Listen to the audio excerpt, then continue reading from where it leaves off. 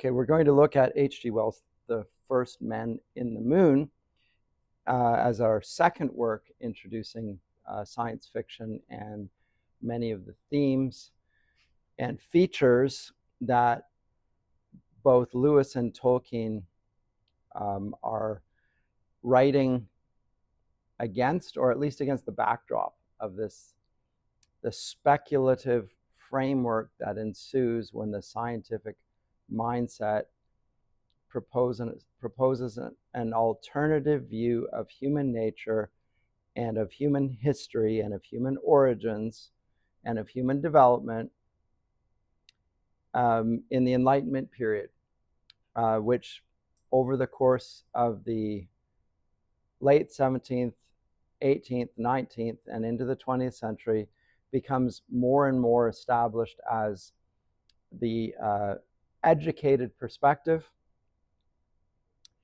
and is one that will counter the views of human origins that we will find both in the classical world, but more particularly in the biblical account.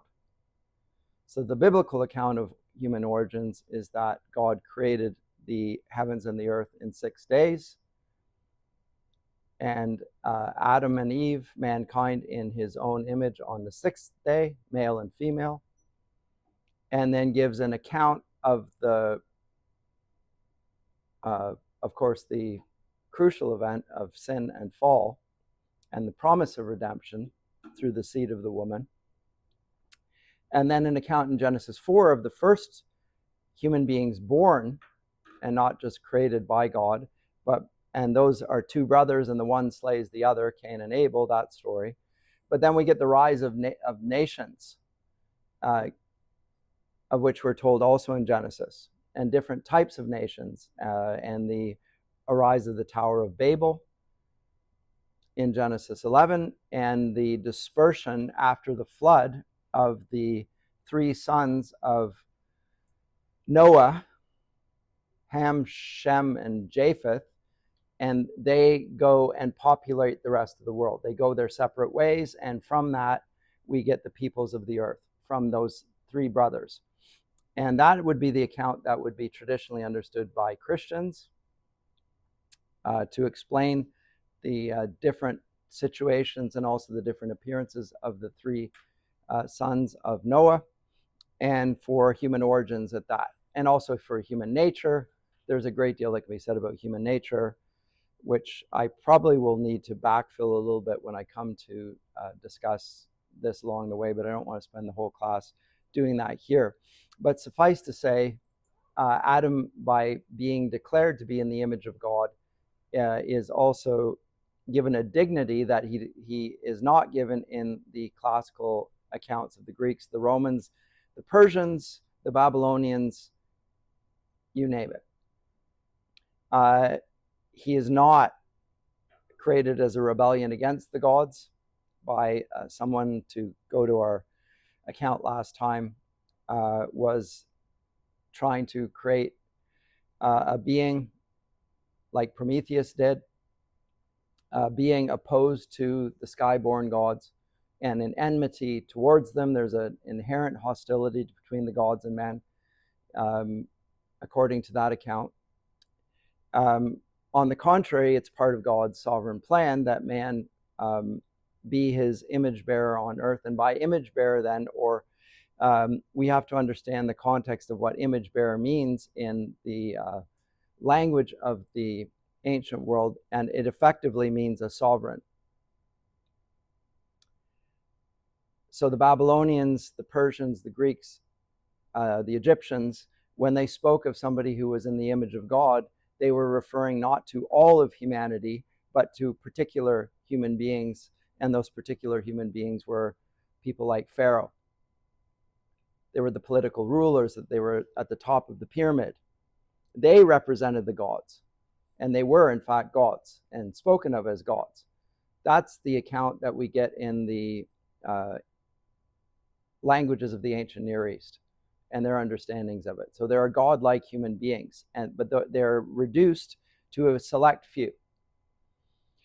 Whereas the biblical account presents mankind itself in the image of God, and thereby gives it a dignity that's lacking in the ancient world. And also speaks of the capacity of that human being, if you bear the image of God, and you're told to be fruitful and multiply and fill and subdue the earth, the so-called dominion mandate, then it also gives an agenda for understanding the world and governing the world under God's rule and reign. That's there in Genesis 1 even. I'll say more about that in a few weeks. I've been asked to speak on this at a local church. But the contrary view arises in the 18th century, late 17th, early 18th century. And it is, I think, to some degree concurrent with scientific discoveries and the breakdown of the scientific consensus. You've heard me talk about this, the discovery of the constellations of the planets by means of a telescope by Galilei,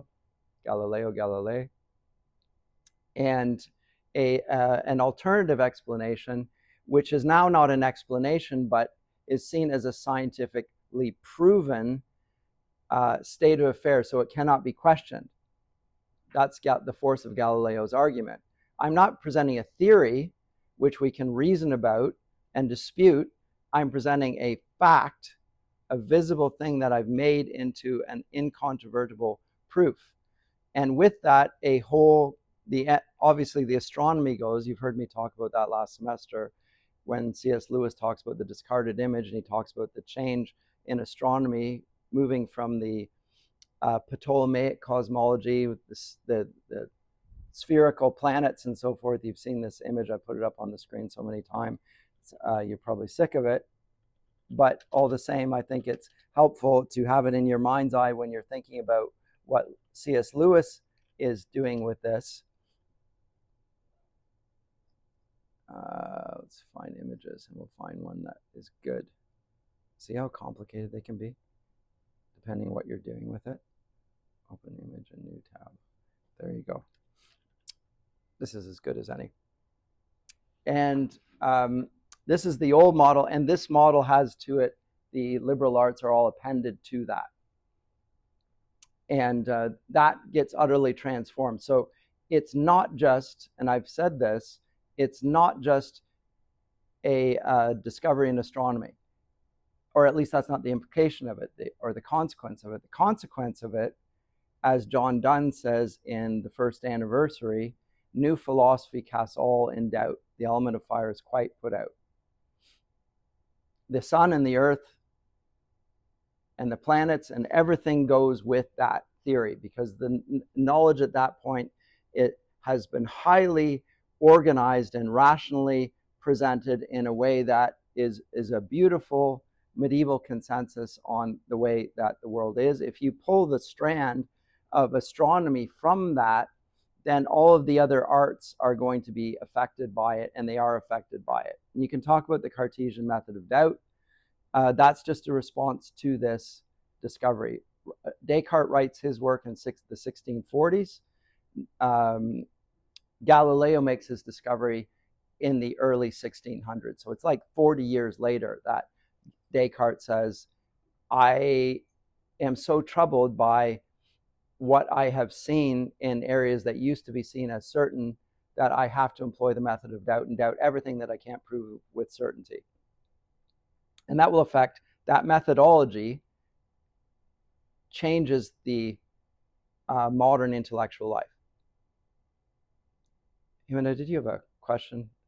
I saw your hand and I. Okay.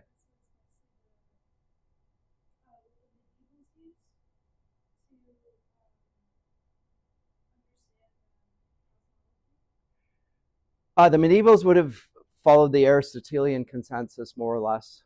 And the Egyptian astronomer, the Greek astronomer Ptolemy proposes the view, but it's basically Aristotelian science. And the medievals would largely have accepted that as the correct view. There are other views in the ancient world, by the way, that suggested the modern view that the sun is actually at the center of the solar system. Those existed. They were alternative theories. The consensus was, no, that this is the better theory.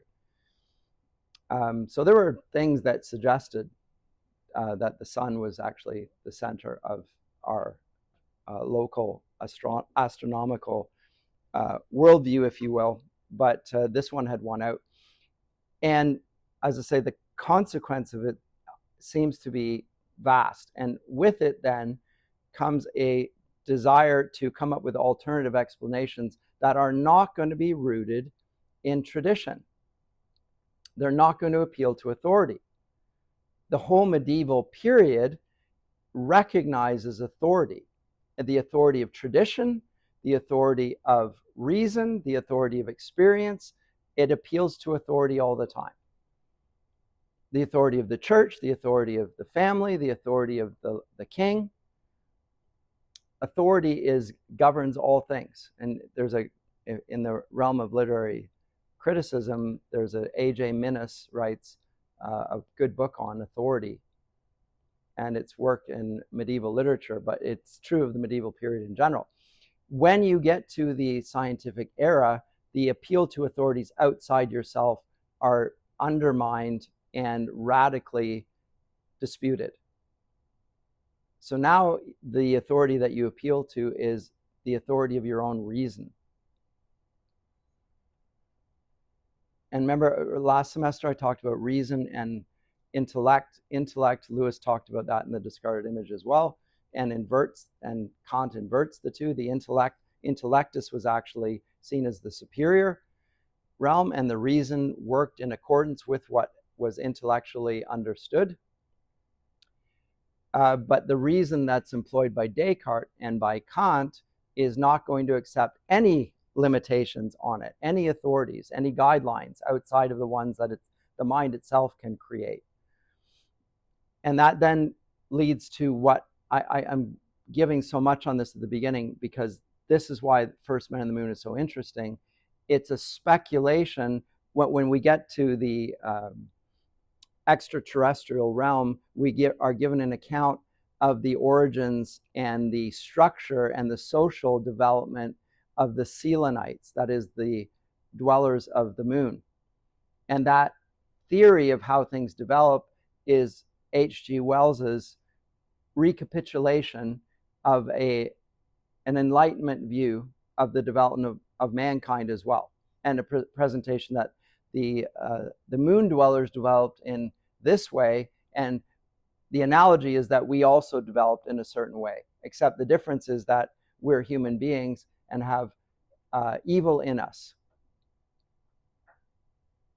That's basically it. But that, for me, that's the most important and most interesting aspect of the whole tale, is his projection of a sort of I don't want to call it an anthropology, because that anthropos refers to mankind, but the Selenite history. And we'll find in C.S. Lewis's Out of the Silent Planet, he gives us the same sort of anthropology for the Malacandrians, the dwellers of Mars. Where did they come from? And it's written on caves. And we get the story of how we get the three different races, if you will.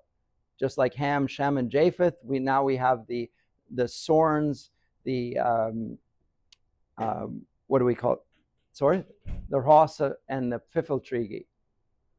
The three strands, just like Ham, Shem, and Japheth. Now we have Sorns, Rasa, and Fifiltrigi coming about, and they specialize and they become very good at certain things. Lewis is I think leaning back to the account in Scripture of Ham, Shem, and Japheth, but also I think clearly has First Men in the Moon in his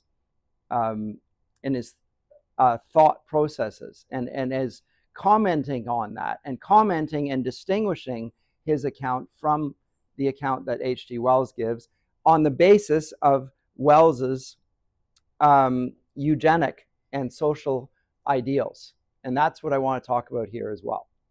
That implicit in H.G. Wells' whole so-called scientific framework is a eugenicist ideal.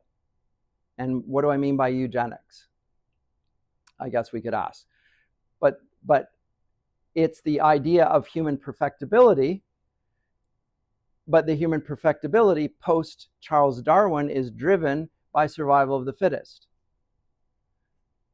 Perfectibility is to some degree implicit in Genesis. The idea that you can take God's good earth and good creation and make it better. And how do you make it better? By filling it and subduing it. Be fruitful and multiply. Fill and subdue the earth. Well, the fruitfulness, procreation of more human beings, and the subduing it suggests that what God has made good, mankind can even make better through culture, agriculture, through intellectual culture, through the process of human involvement in his understanding of the world. So Milton in Paradise Lost will present Adam as a great scientist who understands the nature of things, and Eve likewise. They have a deep understanding and a deep curiosity about the created things, and they want to improve them. Remember, it's an unfallen world that Milton presents in Paradise Lost, at least early on, until book 9. And the account that he gives in book 4 of Paradise Lost is particularly illuminating the conversations between Adam and Eve. But when H.G. Wells comes to write about this in The First Men in the Moon, he assumes that eugenics is a good thing, and also then that, or whether it's a good thing or not, he notices that it's a feature of modern intellectual life. The scientist wants to perfect nature. And how does he perfect nature? Through selective breeding and or killing, murdering. Because you can improve human nature if you're a materialist, which they are in the 18th century. I told you there are two paths that they go. They either become materialist in their outlook on life and reduce everything to biochemical, physical entities, or they go in the opposite direction and they become spiritually orientated. And then the perfection is a spiritual one, but it's divorced from the physical, mechanical world. And roughly speaking, the natural sciences pursue what we will call, or the hard sciences pursue the physical, chemical, biological world. And the humanities move away from their historic origins and move in the direction of what we call the Geisteswissenschaften. Sometimes we call them the social sciences, but remember, that doesn't capture the whole of what is being expressed through Geisteswissenschaften. It's everything related to humanity, and it's spiritualized away from physical identity. And so it's a new sort of Gnosticism. Because remember, the Gnostics, that ancient heresy that Christians found in the early Roman Empire, regarded the spirit as good and the body as evil. And so when Jesus was raised from the dead, the Gnostics concluded that what was raised was a spirit. The spirit of man was preserved and was raised, and the body remained in the ground. The body was dead, and so forth. That contradicts Christian doctrine, because in Christian doctrine, Jesus is portrayed as having a bodily resurrection and a bodily ascension.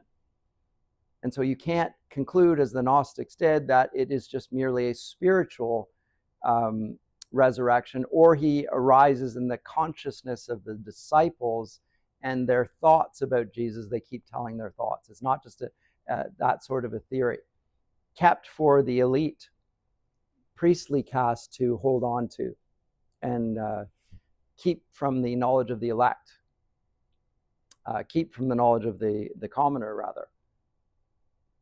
So all of that to say at the beginning, H.G. Wells is writing, as I say, from a eugenicist and I would say an atheist perspective as well, which is typical of the scientific age from the 18th century onward as well. And Lewis is obviously going to do something very different with that. Give a very different account and give an account of human nature that will include what in Genesis is described as original sin. Lewis will put that in. Tolkien will put something in to that effect. It's not there in Wells. Their account of the origin of the different types of creatures is also different. So that I'm going to look at that. But let me back up a bit. Do you have any comments, questions before I want to begin with that? I'll pull back. We'll engage briefly with the structure of Wells's First Men on the Moon, and then I want to look at the anthropological theories that are in the 18th century and the 19th century that both Lewis and Tolkien are well aware of. And I want to say a little bit more about that because you would not know that material unless you did my History of Lit Theory class, in which case I talked about the Enlightenment a little bit, but most of you weren't in that class. I can't assume that you know that. In fact, I can assume that you don't know that. So I'll say something more about that. No? Okay, so let me go to the book and just make a few prefatory remarks. It is, in terms of its genre, it is often called a scientific romance. Remember I said when looking at that little essay by Lewis on science fiction, he talked about the types of science fiction he was interested in, as opposed to all of the other types, of which there are many. So, by the way, Jules Verne wrote a work called From the Earth to the Moon before this, and Jules Verne was somebody devoted to science, was very much interested in the mechanism of getting from the Earth to the Moon. And he was very critical of H.G. Wells because H.G. Wells just comes up with the idea of Cavorite, which is totally fanciful and ridiculous. And that's Verne's criticism of it. Like, there's no, you just have this material and you just expose it and it flies up. Like, that contradicts the laws of physics. What is this? It's just an absurd hypothesis. And that doesn't belong in science fiction because it's unscientific. This is the very thing Lewis likes about it, that it is entirely fanciful, but it also directs the interest towards things other than science. So it's precisely the thing which is most implausible that Lewis likes about this account and uses it then, as opposed to Jules Verne From the Earth to the Moon, he uses H.G. Wells' First Men in the Moon, and it's because of certain features of it. And I'll recapitulate what those features are. But among them are the fact that we have two heroes that go to the moon, Bedford and Cavor. And Lewis will use the exact same types in his own Out of the Silent Planet, because one's a businessman and the other's a scientist. Exact same two types, and with the exact same two profiles of interest as well. One's a scientist geek, and the other is just a businessman that's only interested in wealth. That's it. And as you note from reading First Men in the Moon, Bedford comes back with a huge lump of pure gold, which makes him extraordinarily wealthy, and he abandons Cavor on the moon and tries to come up with some sort of story for how that happened. But he goes back into the craft and he gets zipped back down to the earth, and he leaves his companion behind with a lot of gold. We'll find that Lewis uses the exact same idea and this exact type of person in his own Out of the Silent Planet characteristic. And then those characters, and this is the difference between the two, follow Lewis in the three novels that he writes, and we can see a development of them. Weston is there, although he gets killed off in the second. They're still talking about it in the third novel, but he's killed off in the second. Whereas Devine becomes Lord Feverstone in the third iteration. But at first he's just a man who is interested in space exploration in the hope that they can find gold on another planet. That's what he's after. Anyway, so the main narrator, is a London businessman. His name's Bedford. And interestingly, and this is a feature that's not in Lewis's work, he goes to the countryside to write a play. So there's a little bit more about him than Lewis's divine. This is a playwright. He goes to a small country house in Kent where he wants to write his novel in peace, and he gets bothered at exactly the same time every day by odd noises made by a passerby. Again, you can see that in the Silent Planet, same sort of plot beginning. And with the interruptions, after 2 weeks of the interruptions, Bedford goes out and finds out that the man who is bugging him with his noise is a sort of is a physicist, and a reclusive one at that, a bit like him, by the name of Mr. Cavor, and they become friends, as it were, and the discovery of Cavorite becomes known to the reader at that point. And the particular features of Cavorite is that it alleviates the effect of gravity. Every other material in creation has a weight that, because it tends downwards, whereas this, being weightless, gets yanked upwards at great speed. And if it's exposed without anything outside of it, then it just simply flies away. Now, I don't know how, like, again, it's a rather fanciful thing, but it explains how do you get from the Earth up there into the moon through Cavorite. And when he produces a whole sheet of this, it just goes off. That's the first attempt to produce Cavorite. He loses it, produces it, and off it goes. So the next time he does it, he realizes, I better not expose it to the possibility of going infinitely upwards, and does it not outdoors. We'll keep it inside. Now, Bedford, for his part, being the capitalist that he is, realizes, boy, the financial possibilities of Cavorite are enormous.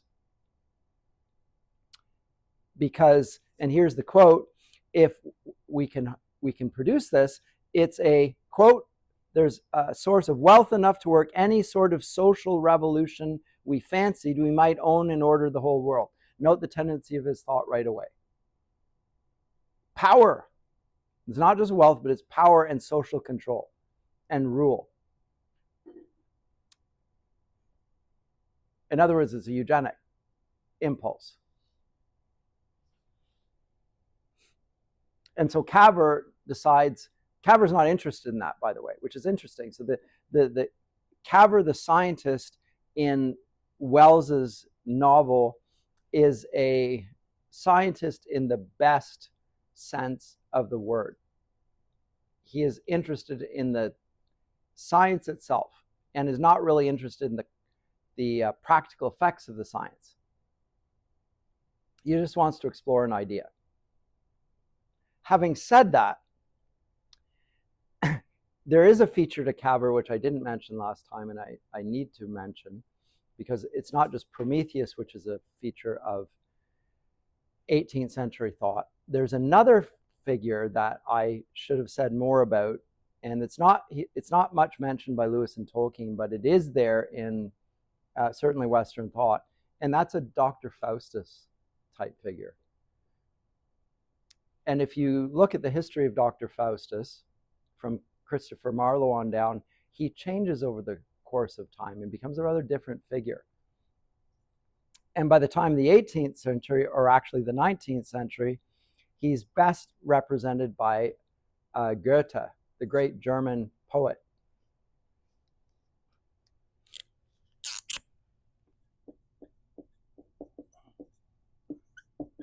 Faust. And Faust makes a pact with the devil for the purposes of gaining knowledge. So Cavor, it seems to me, is something like a Faustian character. He wants knowledge. The other man wants power, but Cavor is interested in knowledge. And he does it, note that both of them are reclusive, just like Frankenstein was. And both of them pursuing knowledge, and knowledge in a way that will transcend human limitations and ignore them, and in fact show contempt for them. And Shelley explores the human conscience far more significantly than H.G. Wells does, and I think it's a better novel. Frankenstein's a much better novel than H.G. Wells's. That's my opinion. But I don't find many people disagree with it. I don't think people think H.G. Wells is a great, his account's a great one. It's just influential on Lewis. That's why we're looking at it. And both of them are characteristic of a certain mindset of Western Europe, and we will call modern man. But he is I would say Cavor is a sort of man who is interested in knowledge, and pure knowledge and nothing but that. Now, there is no, in Wells's iteration, there is no devil. There's no God, there's no devil, there's no supernatural being. They're purely physical beings. But I do think he is a Faustian type figure because all he's interested in is knowledge. When Lewis comes to write about his equivalent of Cavor, he makes sure that Weston is interacting with the spiritual world, and although he has not made a pact with them, they are controlling him. And eventually he does make a pact with them in Perelandra when he invites them in. When he realizes that spirituality is a significant feature, which he learns from acquaintance with Ransom, then he recognizes that his own materialist way of looking at the world was wrong, and he should have been more spiritually minded. And now he's totally spiritually minded. He sees that spirit is everything. Holy Spirit. So he goes from one extreme, total materialist, reductionist, ridiculous, to the exact opposite.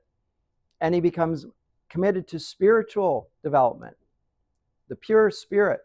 And then we'll get the dialogue that takes place in Perelandra, but I'll leave that until we come to that novel. But the first few classes, I'm just trying to show you the context and the contours of the debate that Lewis is engaging with, and Tolkien likewise when they come to write their stories. Because again, the account of the three types of creatures that Tolkien mentions as well, the dwarves, the elves, and the hobbits and men, he, I think, is also plucking from these same sort of origins and engaging with them rather differently. And they're not fundamentally the same thing, however. Anyway, so Cavor, to carry the story on a little bit, creates an idea for controlling the properties of Cavorite, namely just to fly upwards. He creates a spherical spaceship with windows, Cavorite on the inside and steel on the outside, or maybe it's the other way around. But when you pull the steel back, the window back, then it flies upwards because the exposure of the Cavorite to the atmosphere makes it go upward immediately. But you have control over that. That's how you propel it, simply by exposing it to the sky above. Then it goes upwards. And Bedford is reluctantly persuaded to go on this voyage to the moon with him. By the way, and this is interesting, Cavor, the scientist, is convinced there's no life on the moon at all. Absolutely convinced by it. Why would he be convinced by this, by the way? What would make him think that? It's an assumption. Yes.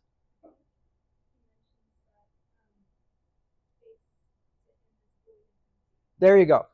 And this is, again, the reason why I keep putting this stupid model up behind you. The idea of outer space, Lewis talks about this in The Discarded Image. The idea of outer space is a modern invention. The term space is a modern invention. It means there's nothing there. The idea of an eternal void, and Blaise Pascal talks about it in his Pensées, and creates the experience, the modern experience of agoraphobia, the fear of being outdoors, exposed where there's nothing above you, literally nothingness. He talks about the eternal space as The silence of the eternal spaces terrifies me, says Pascal. It's a sentiment that is unknown in the ancient world or in the medieval world, because their view of being outside is not to be exposed to nothingness, but rather the plenitude of the influence of the planets. They feel not less, they don't feel like they're encountering nothing. They feel like they're encountering a greater plenitude of being than they possess on this little planet. What's above them is superior. It's more, it has greater being, not lesser being. And the utmost expression of that is God himself, which is outside the whole model. So that we are in the center here, but we are of less being than even at the level of the moon, let alone Mercury and Venus and Mars. Less being. And so that explains why change happens here and why things die. In the spheres up here, there is no change and there is no death. There's eternal life, as it were. Not eternal in the sense of God's eternal life, but until God creates a new created order, that structure will remain intact without change. Whereas everything that falls beneath the moon is subject to constant change and mutability. So yes, absolutely correct. The reason why he assumes there's no life there is because their view of cosmology tends to that direction. So they have a notion of outer space. And no life can live without form as such, or vitality.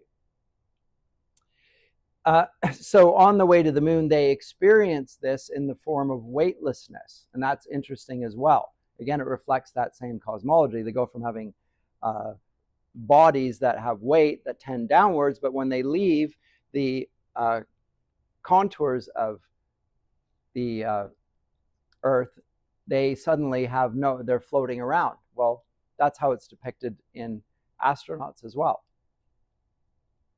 Except it's not totally weightless. Whereas here it's totally weightless. They'd be stuck on the ceiling. Well, actually, they wouldn't. They'd just be going all over the place, I guess. They wouldn't necessarily be stuck to the ceiling. But as they get to the moon, and Bedford finds that experience very restful, by the way. On the surface of the moon, they see a very desolate landscape. And they do start to see things that they didn't expect there. And one thing seems that it seems like there's some sort of vegetation there. And they hear some sort of booming beneath their feet, and they encounter all sorts of creatures. So the first one, and I think they call them moon calves, is some sort of fat monster beings, and herdsmen that tend to them. These herdsmen, which eventually he calls Selenites, the moon dwellers. And they get captured by 6 of them, and this is the picture of the capture. So this is either Bedford or Cavor, and the Selenites grabbing them and taking them physically beneath the surface of the planet.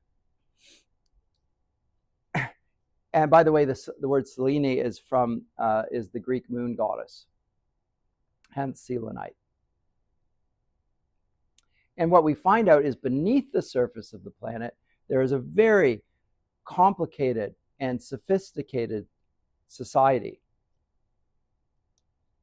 And the specifics of which are only revealed late in the novel, when Bedford leaves Cavor and Cavor communicates back through some sort of wireless or at least radio communications. I don't know how he communicates by radio there. But again, if you've got Cavorite, you can communicate, I guess, back to Earth as well. But and that's what he does. And when he does that, then he explains the sophistication of the dwellers beneath the surface of the moon. So the moon is itself desolate on the outside, but it is inhabited on the inside. We'll find that Lewis is going to use the same structuring of society when he comes into his Out of the Silent Planet. So the surfaces not nearly as interesting as what happens beneath the surface. Along the way, as I said, they discover that gold is there in abundance, which is, of course, most interesting to Bedford. And when he has the opportunity of taking some back, he does not hesitate a moment to leave his friend Calver behind, captive, not even interested in that.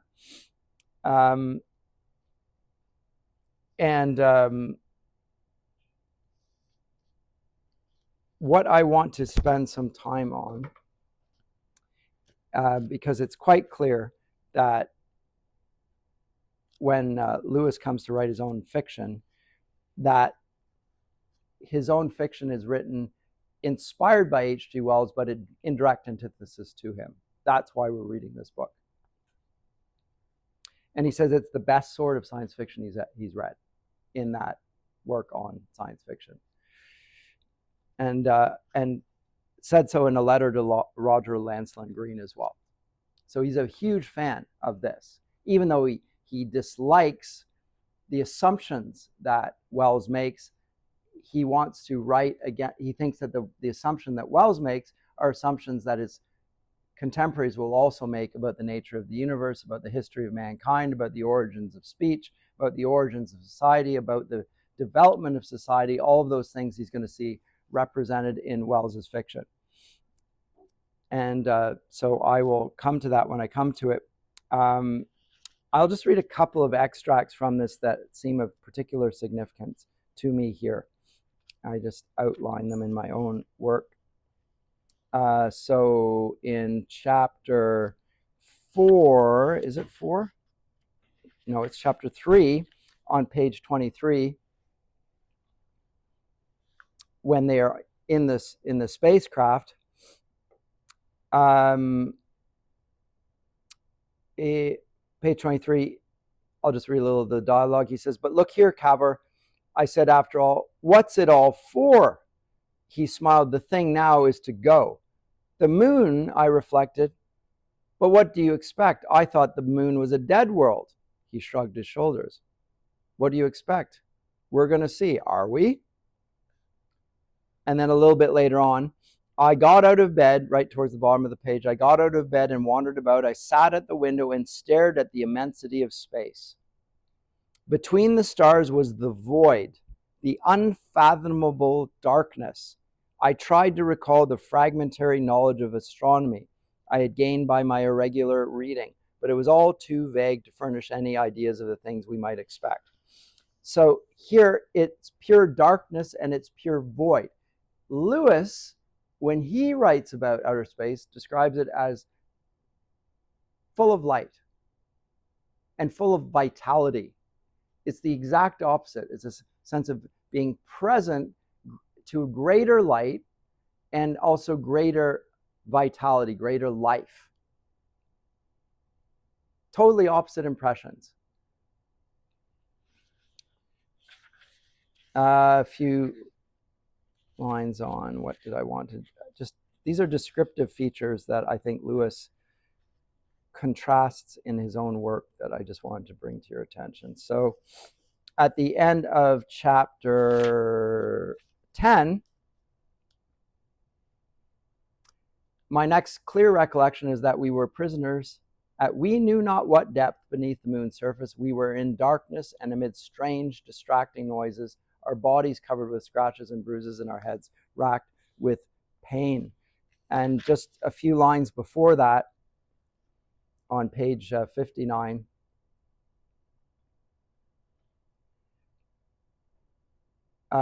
when they have eaten something from the planet, the vegetation, because they're starving and they're going to risk it. He says, "I'll chance it." Bedford, and he made a belated gesture to prevent me. I stuffed my mouth full. He crouched, washing my face, his own twisted into the oddest expression. "It's good," I said. "Oh, Lord," he cried. He watched me munch, his face wrinkled between desire and disapproval, then suddenly succumbed to appetite and began to tear off huge mouthfuls. So they stuffed themselves with this vegetation, something like a mushroom. And as we carry on. It's good, said I, infernally good. What a home for our surplus population. Surplus population. Now, this is the comment of who? Cavor, right? Or is this Bedford? This is Bedford at this point? No, it's I. Oh, yeah, the I is Bedford. Bedford's the narrative. What a home for our surplus population.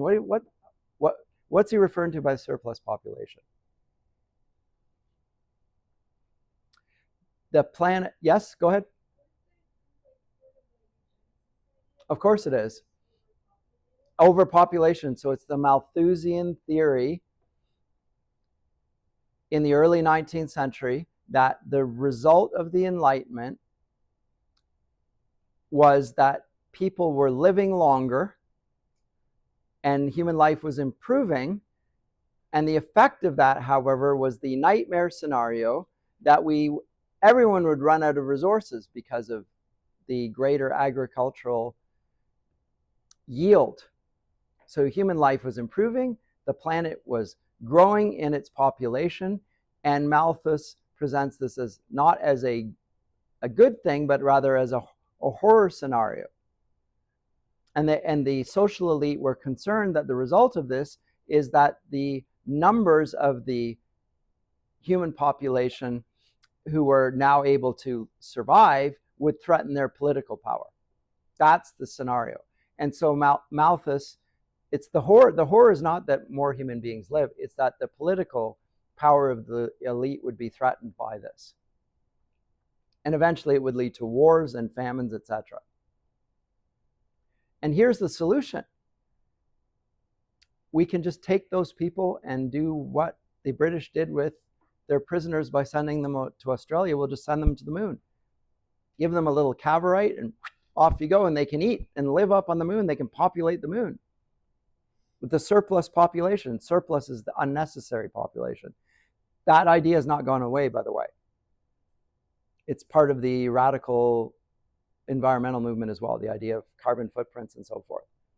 The surplus population, the addition of that is that we're polluting, destroying the earth simply by existing.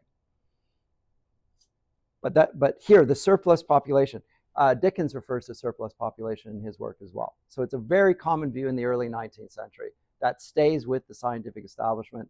The fear of the numbers of the populace outgrowing the controls of the scientific elite, which are largely gentlemen and aristocrats early on. So, infernally good. What a home for our surplus population. Our poor surplus population. And I broke off another large portion. Now the comment here. It filled me with a curiously benevolent satisfaction that there was such good food on the moon. The depression of my hunger gave way to an irrational exhilaration. The dread and discomfort in which I'd been living vanished entirely. I perceived the moon no longer as a planet from which I most earnestly desired the means of escape, but as a possible refuge for human destitution. I think I forgot the Selenites, the moon calves, the lid, and the noises completely as soon as I'd eaten that fungus. Cavor replied to my third repetition of my surplus population, remark with similar words of approval. Now they're in agreement. I felt that my head swam, but I put this down to the stimulating effect of food after a long fast. Excellent discovery yours, Cavor, said I. Send on ye to the Tato. What yer mean, said Cavor. Discovery of the moon, send on ye to the Tato. So I don't know if they're drunk or what. If it's got properties that are intoxicating, I'm not sure, but it looks like their speech is now a little bit blurred and so forth, and so on. But note at this point, and a little bit further down on page 60, in some way that I've now forgotten, my mind was led back to projects of colonization. We must annex this moon, I said. There must be no shilly-shally. This is the part of the white man's burden. Cavor, we are satraps, the leaders of this world, were the sovereigns over this area in the same way that the British Empire will find themselves in India and in Persia. We are satraps. Empire Caesar never dreamt. In all the newspapers. Cavarechia, Bedfordesia, Limited mean unlimited, practically. So they immediately present it, and I'll carry on. Certainly I was intoxicated. I embarked upon an argument to show the infinite benefits of our arrival would confer upon the moon. I involved myself in a rather difficult proof that the arrival of Columbus was, after all, beneficial to America. I found I had forgotten the line of argument I had intended to pursue and confirmed to repeat, similar to Columbus, to fill up time. So note they immediately think about the moon now as a place to put the surplus population, firstly, but then also of the power consequences of it. So that mindset and the thought that goes with it is in Wells's awareness. Remember, Wells is not a theist in any sense. He's an atheist, but he recognizes the mindset here. And the fact that he casts it in terms of the white man's burden is also interesting. So that phrase, the white man's burden, is common in late Victorian England. Rudyard Kipling writes a poem called The White Man's Burden. And the white man's burden, what is the white man's burden? The white man's burden is to civilize the earth and bring Western civilization to the deep, dark Africa, among other things, but also the Indian subcontinent, and to be despised for it. In other words, colonialism is the context.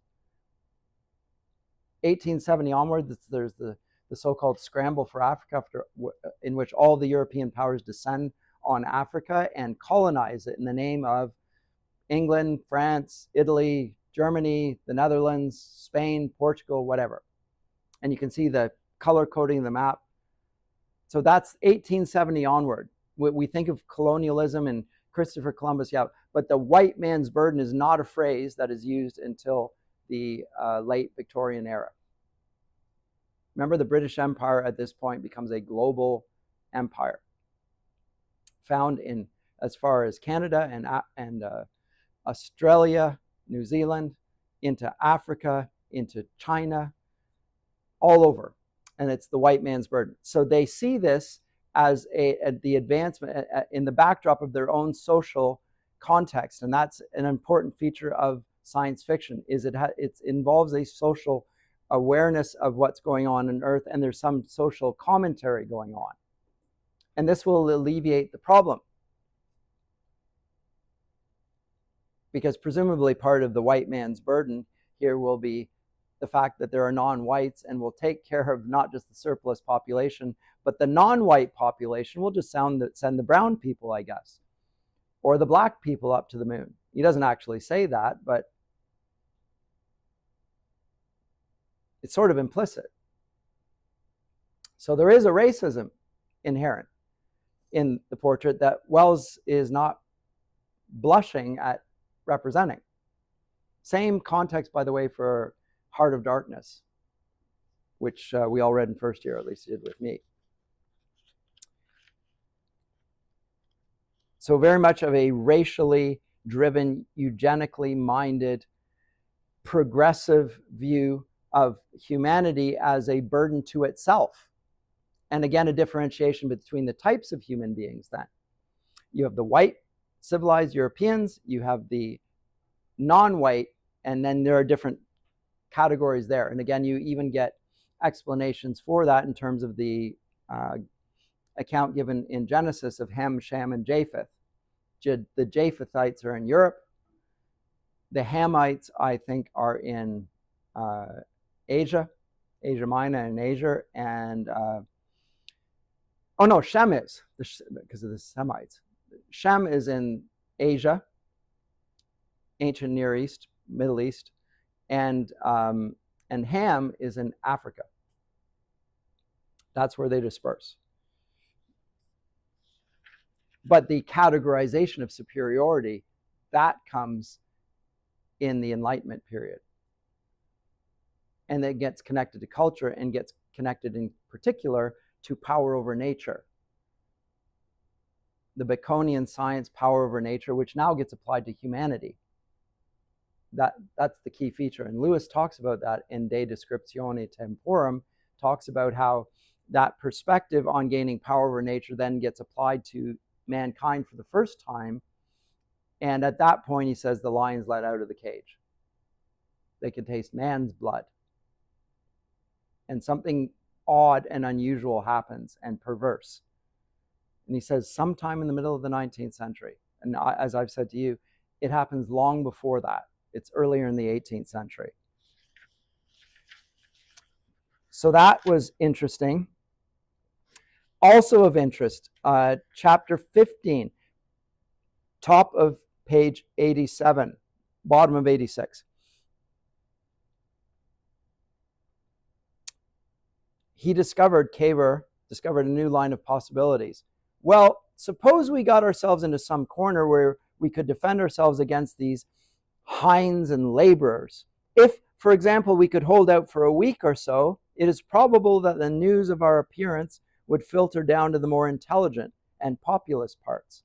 So the assumption on Caver's parts is that the group of laborers that they are meeting are acting in accordance with their nature, which is rationally inferior. And so these are the commoners that they're meeting. But if they find that there are other beings from another planet here, their superiors will intercede and say, don't kill them. We want to meet people that are like us. So there's assumed social hierarchy, and note that the social hierarchy happens in accordance with rational capacity, scientific achievement, etc. And Bedford's response is, if they even exist, those people or those Selenites that you presuppose. And he says they must exist, or whence come these tremendous machines? That's possible. But it's the worst of the two chances. We might write up inscriptions on walls. How do we know their eyes could see the marks we made? If we cut them, that's possible, of course. I took up a new train of thought. After all, I said, I suppose you don't think these Selenites so infinitely wiser than men. They must know a lot more, or at least a lot of different things. Yes, but so now they're speculating on the nature of Selenite knowledge. Anyway, I just wanted to put that to you. Interesting exchange. Presupposes a hierarchy there again. And with the inferior creatures, also a barbarity and a hostility, which they presume is not to be found in the more intellectual Selenites. They assume that they're better. So it again presupposes something about the intellectual elites of the earth, the story they tell themselves that we're benign, we're good, we're capable of wielding power, only we can be trusted with power. Note that when Wells writes this, he's criticizing the elites of his day, despite his own eugenic framework. Skip over that. And towards the end, so page 111, it is right towards the conclusion of chapter 18. Bedford. This is Bedford narrating. What had happened to Cavour? All through that toiling, I stood there stupidly, and at last the toiling ceased. And suddenly the open mouth of the tunnel down below there shut like an eye and vanished out of sight. Then indeed was I alone.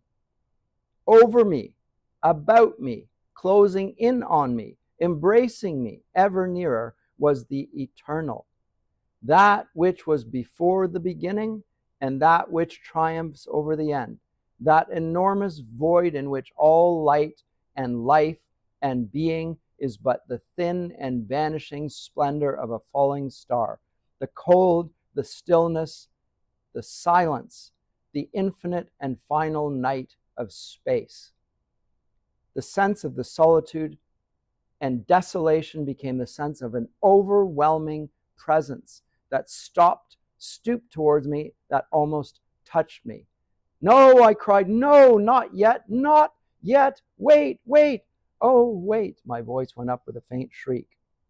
But note that he assumes that the origin of all things is a void and a impersonal emptiness, a vacancy, a silence, an absence, which I repeatedly said to you is something that is referred to in Romantic poetry, whether in England or on the continent, and the idea of the abyss or nothingness as the origin of being.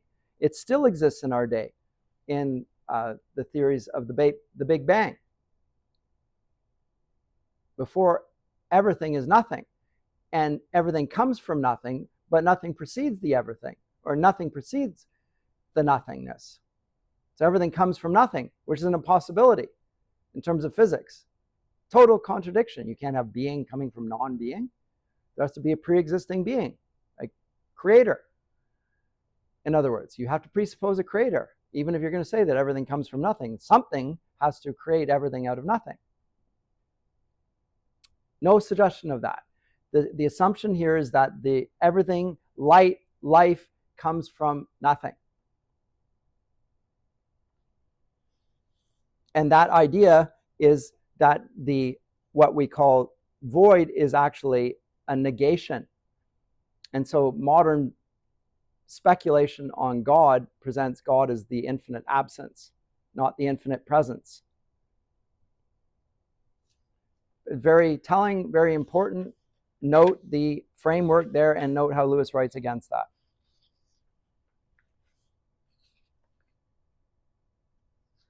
Now, when he gets down there and he is left on his own, Bedford has abandoned Cavour. Again, chapter 19, Mr. Bedford in Infinite Space. This is the most interesting chapter in the book for me, chapter 19. I'll go to page 115 towards the bottom, last paragraph. Incredible as it will seem, this interval of time that I spent in space has no sort of proportion to any other interval of time in my life. Sometimes it seemed as though I sat through immeasurable eternities, like some god upon a lotus leaf. And again, as though there was a momentary pause as I journeyed from moon to earth. In truth, it was altogether some weeks of earthly time. The narrator at this point is Cavour. No, Bedford. Yes. Still. And reflecting then on his experience. But I had done with care and anxiety, hunger, or fear. For that space, I floated, thinking with strange breadth and freedom of all that we'd undergone, and all of my life, and motives and the secret issues of my being. I seemed to myself to have grown greater and greater, to have lost all sense of movement, to be floating amidst the stars, and always the sense of earth's littleness, and the infinite littleness of my life upon it was in my thoughts. I can't profess to explain what happened in my mind.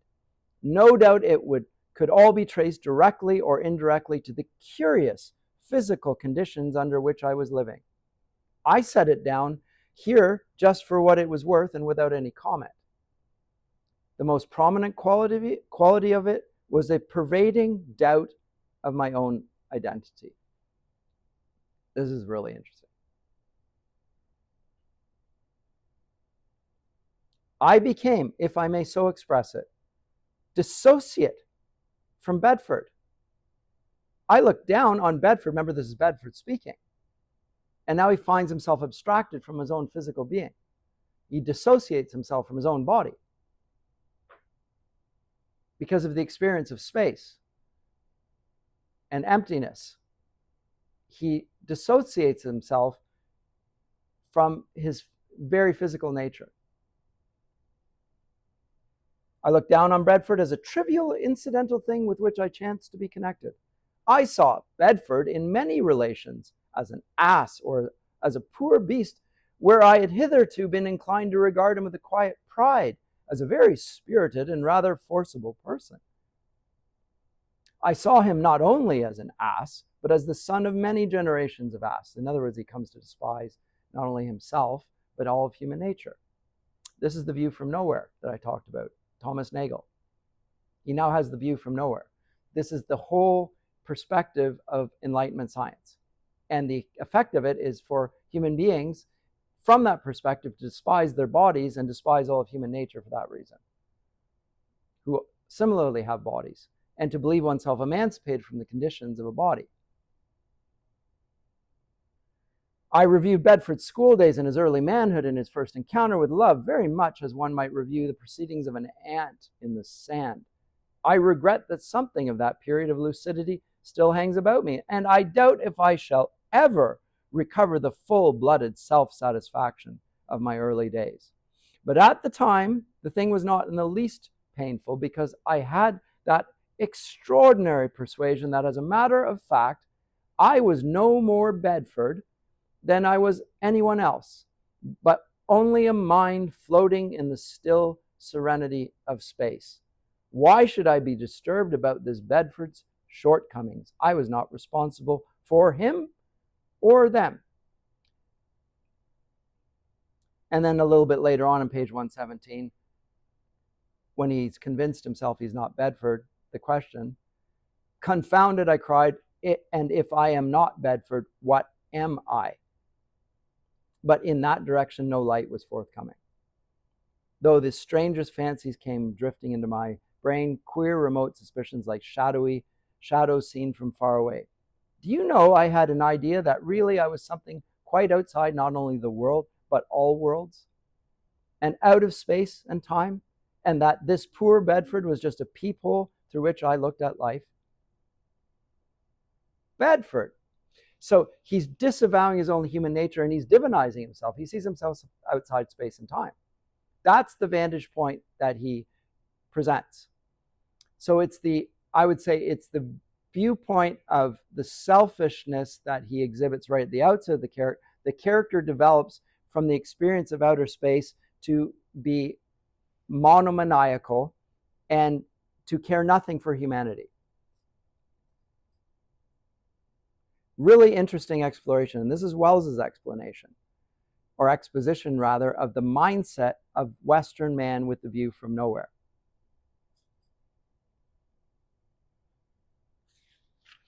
But that, for me, is the most interesting chapter that he entitles Mr. Bedford in Infinite Space. Note it's infinite, no finitude, no limitations.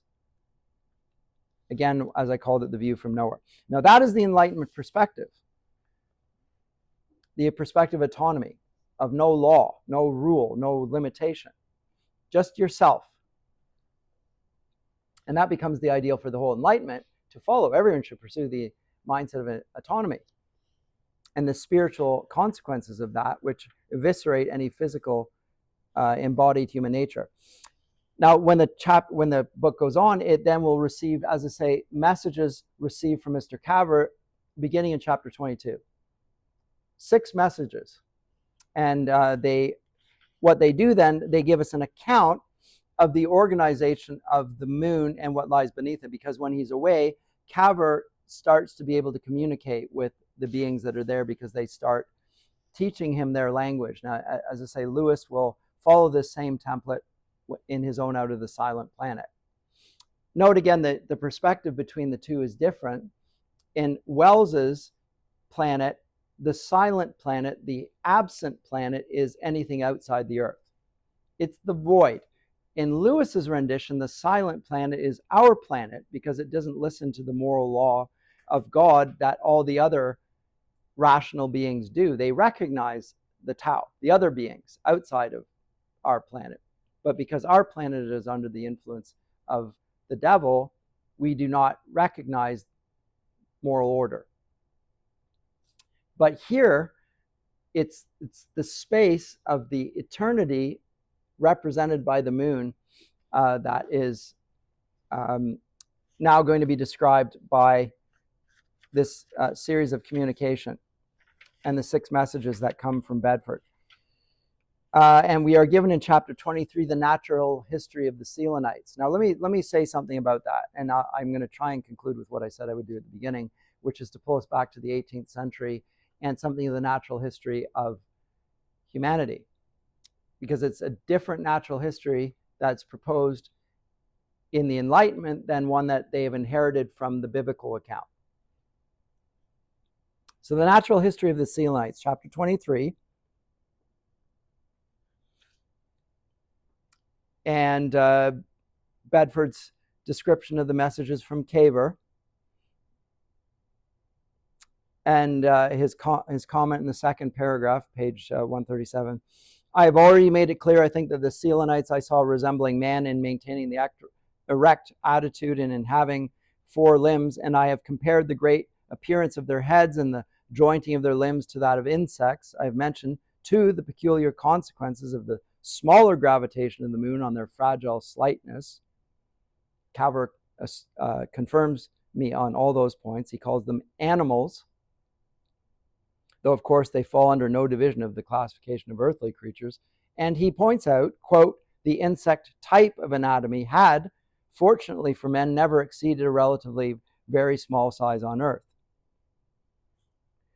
He does not mention the ant, however, but through his allusions, the ant is, now here's the part where I underline its significance, continually brought before my mind in its sleepless activity, its intelligence, its social organization, and more particularly the fact that it displays, in addition to the 2 forms, the male and the female, produced by almost all other animals, a great variety of sexless creatures, workers, soldiers, and the like, differing from one another in structure, character, power, and use, and yet all members of the same species.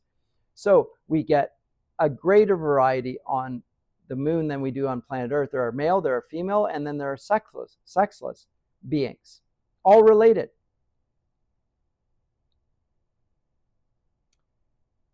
I won't talk about the obvious application. Why would anyone thinking in the terms of science fiction want to have, and if you think of it in terms of Malthusian, why would you want to have male and female and then a whole variety of people who are sexless or neutered? So they couldn't procreate. It would be part of the eugenics mandate.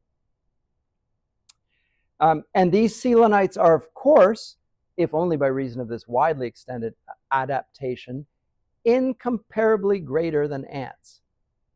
And in the place of the existing 4 or 5 different types of ant, there are almost innumerably different forms of Selenites.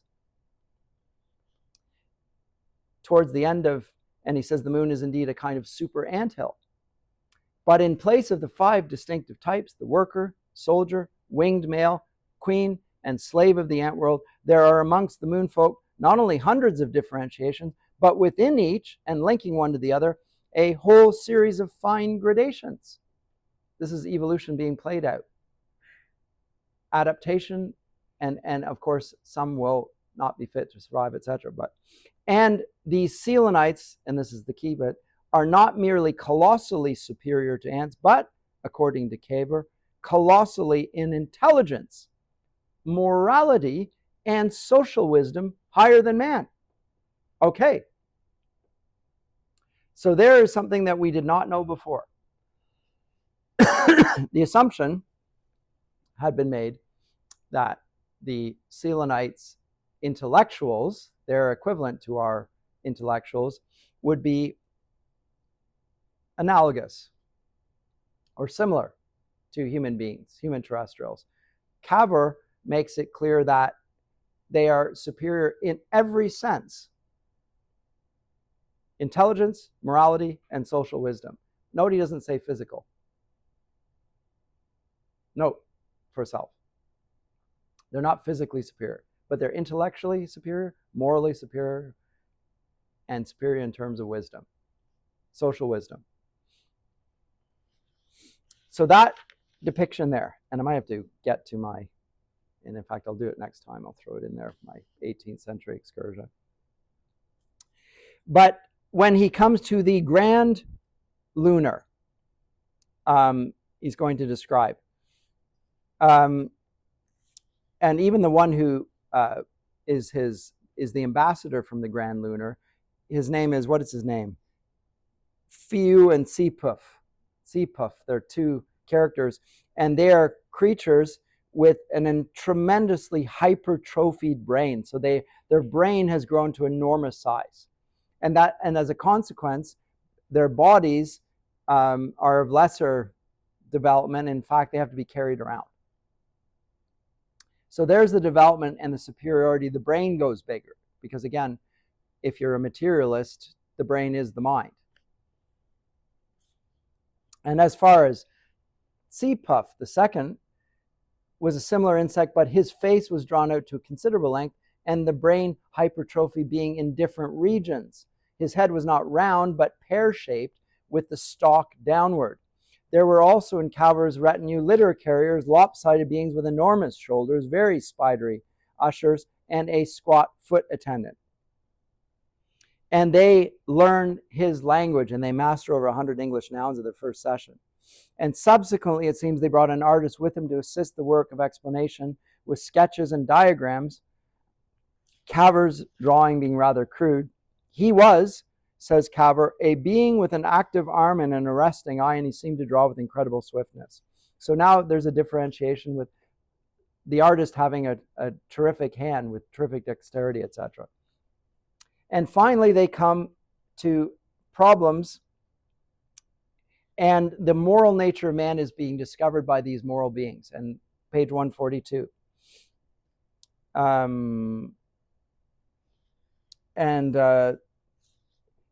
Calver's explanation then what of earthly life is like. Once he can explain this, he starts being a little bit too truthful in his account of human nature, and what he accounts for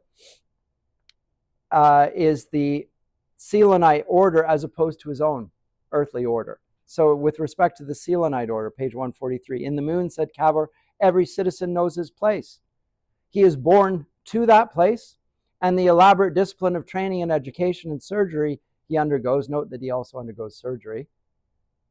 It's not just birth. He's just like Aldous Huxley's Brave New World. He's hatched and developed in a certain way for a certain station. He undergoes, fits him at last so completely to it that he has neither ideas nor organs for any purpose beyond it. Why should he? Fiu would ask. If, for example, a Selenite is destined to be a mathematician, his teachers and trainers set out at once to that end. They check any incipient disposition to other pursuits. They encourage his mathematical bias with a perfect psychological skill. His brain grows, or at least the mathematical faculties of his brain grow, and the rest of him only so much as is necessary to sustain this essential part of him. At last, save for rest and food, his one delight lies in the exercise and display of his faculties. So what you see is increasing specialization. And yet with the increasing specialization, satisfaction, total satisfaction. So it is a totally managed, planned society. It is the communist ideal. The faculty of laughter, save for the sudden discovery of some paradox, is lost to him. His deepest emotion is the evolution of a novel computation. And so he attains his end. You can look at this for yourself, and I think you should look at it in greater detail, because the description here in 23, the natural history of the Selenites, deserves your attention, because Lewis will spend a great deal of time presenting a different natural history of the characters on Malacandra, and it's very different than this one, and you want to compare and contrast them. So there are administrators, there are experts, there are the erudite, and different types of these, and so forth. So I have underlined almost the whole of the chapter there, so forth. But the breeding function is separated from the raising function then. So you get a sort of Platonic society as well.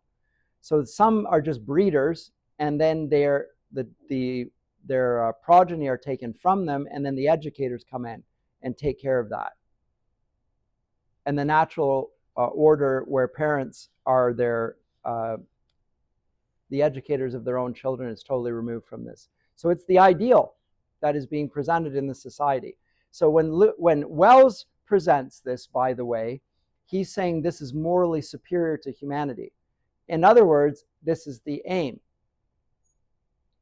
for Wells in eugenics, is total control of humanity from before procreation to the grave. Every aspect of human nature totally controlled and conditioned. It's the very thing that Lewis writes against in The Abolition of Man, and what he calls the conditioners. These are the conditioners, and Wells presents the conditioners as having a superior intellectual and moral outlook. Okay? This story concludes with the Selenites concluding that mankind is a grave threat because of their wicked nature, and then sort of the story breaks off, and the War of the Worlds probably commences from it, also written by H.G. Wells. But there's a sense, oh, so these superior moral beings have recognized the threat of humanity, which is an inferior moral being, and they're going to exterminate them. It'll be part of the excess population or the surplus population of the cosmos, I guess. So it flips around. There's a sort of malevolence that it concludes with. But the portrait of advanced society on the moon and Wells's admiration for it could not be clearer. Total conditioning, nothing of the image of God in the Selenites. There's no integrity. They don't object. They're happy. Everything is managed for them, and they are very happy. That's the ideal that he has in view. Let me finish with that because I've run out of time.